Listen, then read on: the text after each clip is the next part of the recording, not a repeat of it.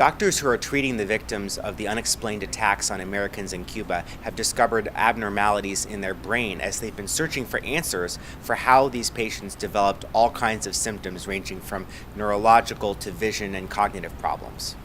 The doctors have found changes in the white matter tracks. White matter in the brain acts like highways of information that lets different parts of the brain talk to each other.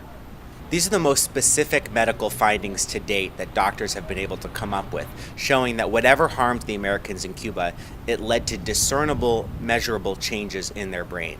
Investigators still don't know what kind of device or weapon could cause these types of changes in the brain. And outside experts tell the AP that acoustic waves, or sound, has never been shown to change white matter tracks.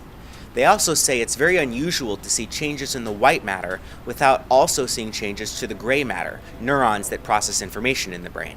The U.S. says 24 American government workers in Havana were hit by unexplained attacks in their homes and in some cases hotels.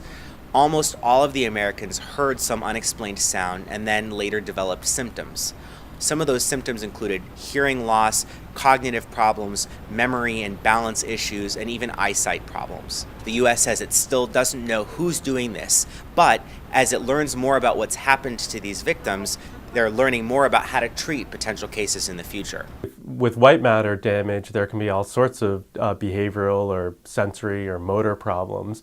Because the white matter is what really allows the entire brain to communicate with itself, damage to the white matter can cause changes in thinking, it can cause sensory changes in some cases, it can cause changes in movement or speed or thinking abilities in general. So typically when we talk about white matter damage that might be due to sound, we're talking about major explosions or what we call blast injuries. And so if someone is in a battlefield, for example, and there's an explosion near them, the massive sound waves can indeed disrupt the white matter and change the subtle microstructure of the white matter. And that's been documented.